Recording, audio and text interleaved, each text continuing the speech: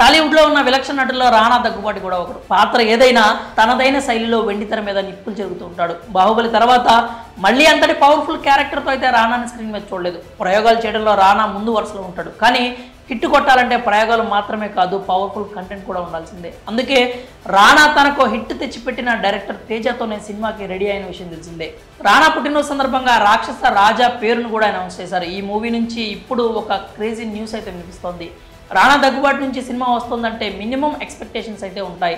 అలాంటి రానా తన హిట్ డైరెక్టర్తో మరో సినిమా చేయబోతున్నాడు అనగానే ఆ మూవీపై భారీగానే అంచనాలు నెలకొన్నాయి. తేజ కాంబోలో నేనే రాజు నేనే మంత్రి సినిమా తీసిన రానా తన కెరీర్లో ఒక బిగ్గెస్ట్ హిట్ని సొంతం చేసుకున్నాడు. ఇప్పుడు ఈ క్రేజీ కాంబోలో రాక్షస రాజా అనే సినిమా రాబోతోంది. డిసెంబర్ నెలలో రానా బర్త్డే సందర్భంగా పోస్టర్ని అయితే రిలీజ్ చేశారు.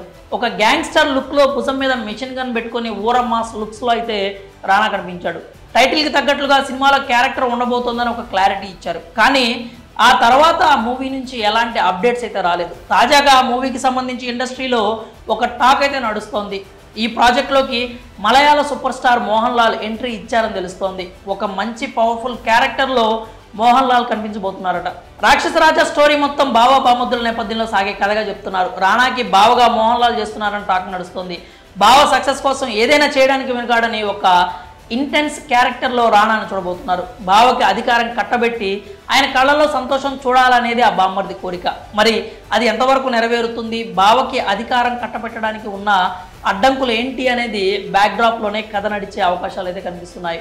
రాక్షస రాజాలో రానా పాత్రకు ఎంత వెయిట్ ఉంటుందో బావ పాత్రకు కూడా అంతే ఇంపార్టెన్స్ ఉంటుందనే మోహన్ లాల్ని ఎంపిక చేసినట్లు చెప్తున్నారు. మొత్తానికి రానా మూవీ నుంచి అప్డేట్ కోసం ఎదురు చూస్తున్న అభిమానులకు క్రేజీ వార్త అందింది. రానా మోహన్ లాల్ కలిసి స్క్రీన్ మీద కనిపిస్తే ఎలా ఉంటుంది అంటూ ఇప్పటి నుంచే ఫ్యాన్స్ ఊహించుకోవటం మొదలుపెట్టారు.